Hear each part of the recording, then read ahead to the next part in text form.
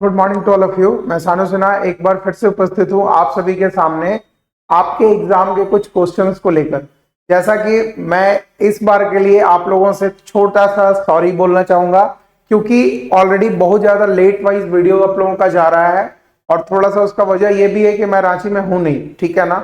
तो आपके लिए वीडियो थोड़ा सा लेट से अरेंज में कर पाया हूं, तो अभी का वीडियो प्लीज जाकर देख लेना आप लोगों का। जैसा कि मेरे को जहां तक पता है कल या परसों आप लोगों का स्टैटिक्स का एग्जाम है, तो बिजनेस स्टैटिक्स में सबसे पहला चीज जो है इंपॉर्टेंट, जितने भी लोग डर रहे हैं ना कि स्टैट्स में क्या करेंगे नहीं करेंगे, उन लोगों को सबसे इंपॉर्टेंट चीज है, सबसे पहला देखो, आप जो है आज भी अगर 2 घंटा भी आप दे लो अपने आप को, तो एग्जाम आप लोगों का बहुत अच्छे तरीके से क्लियर हो जाएगा। जैसे स्टैटिक्स में जो है आप लोगों का कुछ कुछ चीज है, जैसे mean median mode, central tendency की बात करें, मीन मीडियन मोड में जो है आप लोग प्लीज जाकर इसका फॉर्मूला देख लेना। और बहुत लोगों को यही नहीं पता होता है कि मीन मीडियन मोड का सर क्वेश्चन कैसे बनाएंगे। जो लोग थोड़ा बहुत पढ़े हुए हैं उसके लिए बेस्ट ऑफ लक, और जो लोग नहीं पढ़े हैं उसके लिए ऑल द बेस्ट ठीक है ना, या फिर उल्टा इसी को कर लेना। याद रखना, मीन मीडियन मोड में सबसे पहला चीज होता है क्वेश्चन को पता लगाना कि वो किस सीरीज का क्वेश्चन है। अगर आप सीरीज पता कर लोगे क्वेश्चन में, तो आप इजीली तरीके से मीन मीडियन मोड का क्वेश्चन बना सकते हो। बाकी तो फॉर्मूला आपको तो मिल ही जाना है, और नहीं तो डिस्क्रिप्शन में जाके चेक करना, मीन मीडियन मोड का फॉर्मूला मैं दे दूंगा अच्छे तरीके से। पहला है सेंट्रल टेंडेंसी, ये मीन मीडियन मोड हो गया। फिर इसी में आगे आता है क्यूडी। क्यूडी को बोलते हैं हम लोग quartile deviation. Quartile deviation, standard deviation, इन सब रिलेटेड अगर क्वेश्चन आएगा तो एक दिन में आप पूरी तरीके से कोई पहाड़ तो नहीं तोड़ोगे, मेरे को पता है। इसलिए कुछ कुछ इंपॉर्टेंट क्वेश्चन मैं ला दिया हूं, जिसको जाकर एक बार रिवाइज कर लेना, और प्लीज जाकर अपने मन से बना लेना यार, है ना। नहीं तो कुछ लोग तो चुटका बनाने पर लग गया होगा आज से, ठीक ना। तो स्टैंडर्ड डेविएशन, ये आपका क्वार्टाइल डेविएशन आ गया। फिर इसी का आगे का पार्ट में आपको प्रोबेबिलिटी पढ़ना है, ठीक है। तो अगर आप बोलोगे कि एक दिन में सर पूरा सिलेबस कंप्लीट करा दीजिए, तो वो पॉसिबल तो किसी के पास नहीं है, ना आपके पास ना मेरे पास। तो ये कुछ कुछ चीज है जिसको आप लोग समझ लेना। जैसे प्रोबेबिलिटी में जो है 3-4 तरीके का अलग अलग क्वेश्चन आता है। जैसे मैंने कुछ लिख के रखा है आप लोगों के लिए इंपॉर्टेंस बता दो कि जैसे देखो, आप लोगों का सबसे पहला प्रोबेबिलिटी में जो है रिगार्डिंग क्या चीज, बॉल्स की, एक डब्बे में जो है 4 बॉल रखा हुआ है, जिसमें 2 ऑरेंज है, एक ब्लैक है, एक व्हाइट है।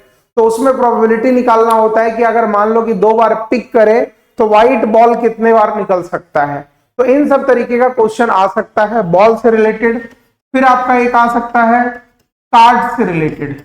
कार्ड्स आपको पता होगा, प्लेइंग कार्ड जो हम लोग खेलते हैं, जिसको ताश का पत्ता बोलते हैं, उसमें टोटल नंबर ऑफ कार्ड्स होते हैं 52, है ना। जिसमें 4 अलग अलग कलर के 13 कार्ड सारे होते हैं।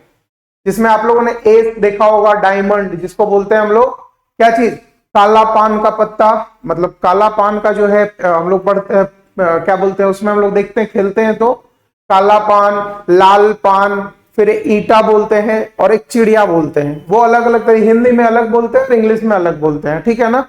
तो ये कार्ड से रिलेटेड भी आप लोगों का क्वेश्चन आ सकता है। तीसरा जो मोस्ट इंपॉर्टेंट चीज है आपका कॉइन से रिलेटेड। कॉइन से रिलेटेड प्रोबेबिलिटी में क्वेश्चन आ सकता है, ठीक है ना। और कॉइन्स के बाद जो है डाइस, ये चारों से रिलेटेड है। छोटा छोटा भी एक क्वेश्चन आप कर लोगे तो प्रोबेबिलिटी क्लियर हो जाएगा, और यही चारों में से एक क्वेश्चन तो आएगा ही आएगा।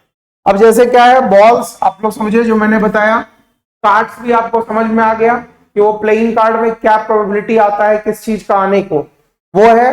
फिर जैसे कॉइन, जैसे एक प्रोबेबिलिटी की बात हम कर ले कि कार्ड में अगर बात किया जाए कि एस जो इक्का होता है, कार्ड में जो इक्का होता है ना, वो टोटल नंबर ऑफ कार्ड में कितने इक्का आने का चांसेस है।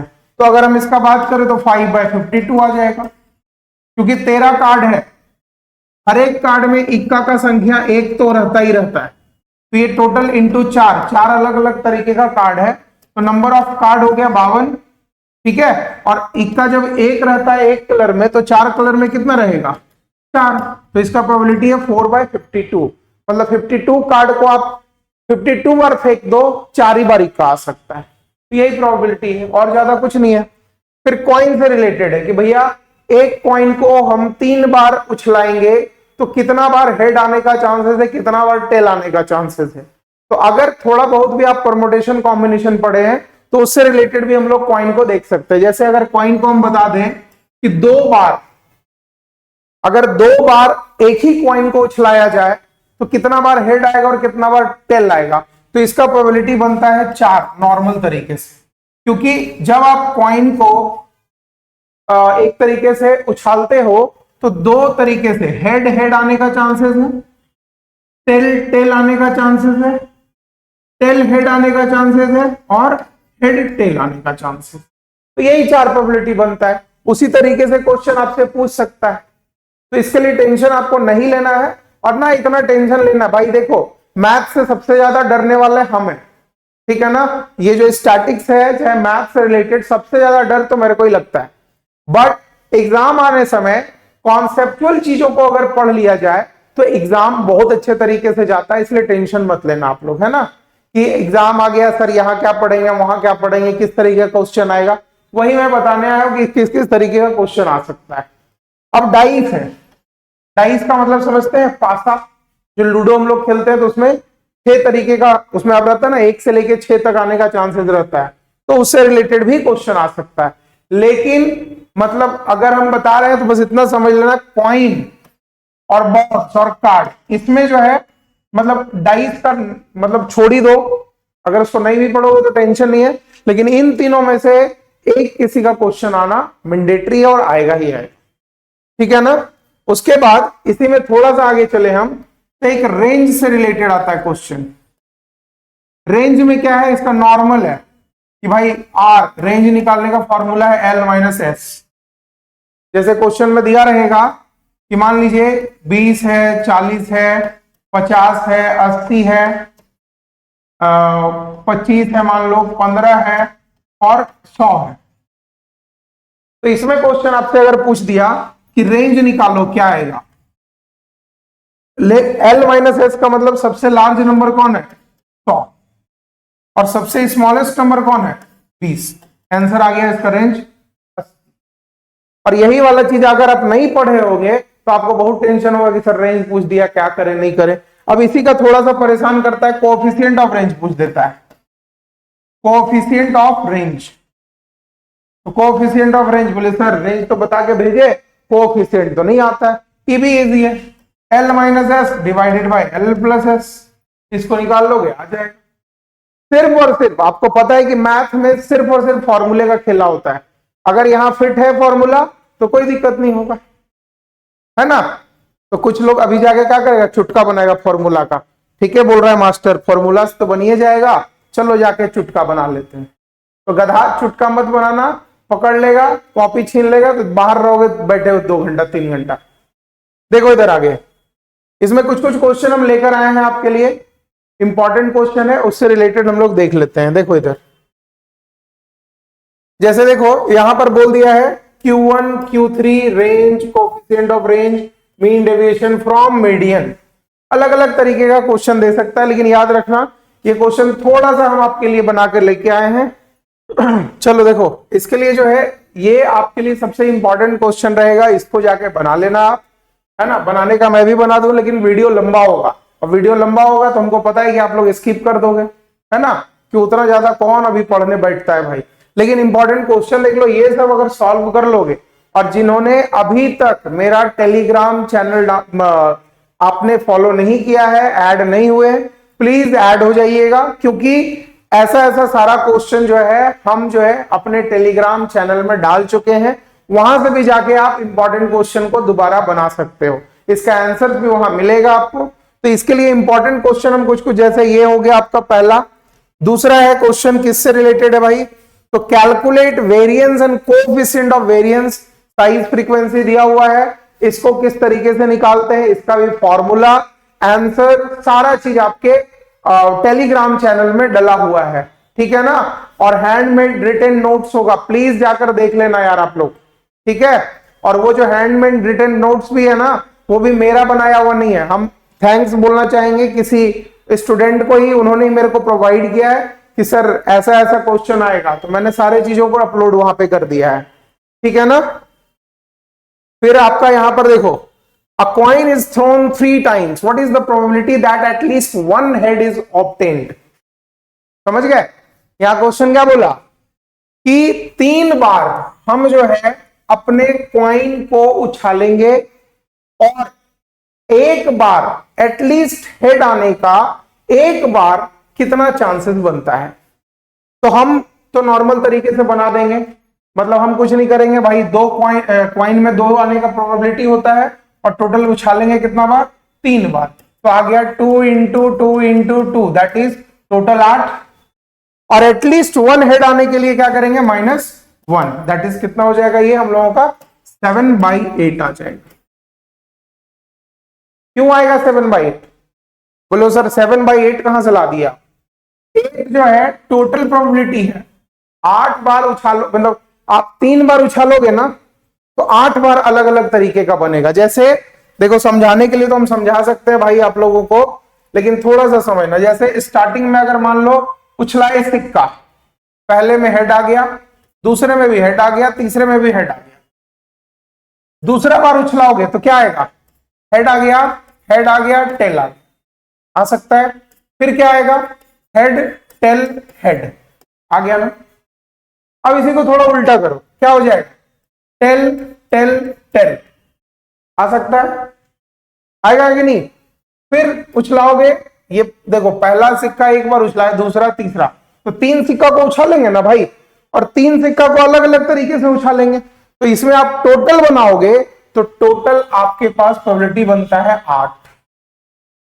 8 अलग अलग तरीके का कॉम्बिनेशन बनेगा, और सिर्फ एक ही बार ऐसा होगा जब आपका हेड नहीं आ सकता। वो कौन सा बार है, जो जब तीनों बार टेल आ जाए, और नहीं तो उसके अलावा ऐसा कोई सिचुएशन ही नहीं है कि आपका हेड नहीं आएगा। इसलिए वहां पर दिया गया है कि अगर हम 3 कॉइन को उछालेंगे तो 8 बार टोटल प्रोबेबिलिटी बन रहा है हेड आने का, जिसमें 7 बार तो हेड आ ही सकता है, एक बार नहीं आएगा। क्यों? क्योंकि वो तीनों सिक्के में टेल टेल टेल आ गया।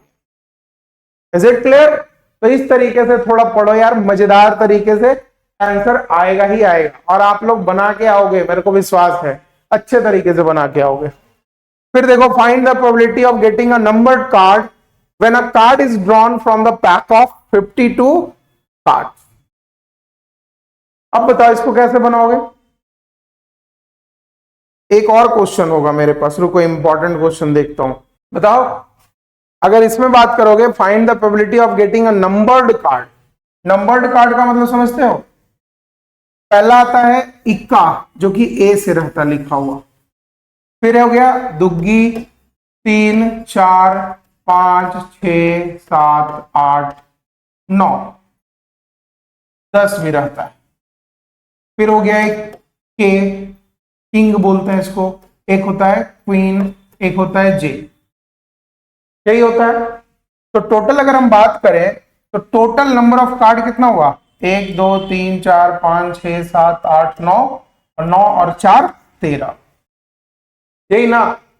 और 4 अलग अलग तरीके का कलर है, तो टोटल कितना हुआ, ये 9 नंबर है टोटल, और इंटू 4 कितना हो गया, ये 36। तो क्वेश्चन क्या पूछ रहा है कि find the probability of getting a numbered card when a card is drawn from the pack of total card. 52 card को उठाएंगे तो नंबर्ड कार्ड आने का कितना प्रोबेबिलिटी बनता है, तो बनता है 36/52। नंबर ऑफ कार्ड टोटल कितना है मेरे पास, 52, और जिसमें 9 तो मेरे पास नंबर्ड कार्ड है, जो कि 4 बार तो रिपीट वो हो ही सकता है ना। कभी ब्लैक मतलब बोला काला पान में, कभी लाल पान में, तो कभी आपका डायमंड में, कभी आइस मतलब बर्ड वाले में, जिसको चिड़ी बोलते हैं। तो अलग अलग तरीके से इतना बार तो आ ही सकता है। तो भैया एग्जाम में जाकर आप बना देना, इसी टाइप को और भी हम कुछ कुछ क्वेश्चन भेज देंगे, प्लीज जाकर बनाना अच्छे तरीके से, ठीक है ना। उसके बाद क्या करना पता है, जो लोग अभी तक चैनल को सब्सक्राइब नहीं किया कर लेना, और जो लोग को पढ़ने के बाद भी अच्छा नहीं लग रहा हो कमेंट जरूर कर देना, पता है क्या, कि सर आप बहुत बेकार पढ़ा दिए, ठीक ना। और अच्छा पढ़ाए होंगे तो थैंक यू जरूर लिखना है ना। चलो भाई, फिर नेक्स्ट किसी वीडियो में मिलता हूं। जैसा कि बताया गया था कि नेक्स्ट भी आपका 13 या 14 तारीख को एग्जाम है, तो उससे पहले मैं अब थोड़ा फ्रेश लेवल पे चलूंगा, क्योंकि अभी थोड़ा एक मेरा इंस्टीट्यूट का एक दूसरा ब्रांच भी ओपन हो रहा है, जिसको लेके थोड़ा सा I am little get busy जो है बोल सकता हूं। तो 8 तारीख के बाद, शिवरात्रि के बाद जो है मैं पूरी तरीके से आपके लिए फ्री हूं और बिल्कुल हेल्प करूंगा यार। Thank you.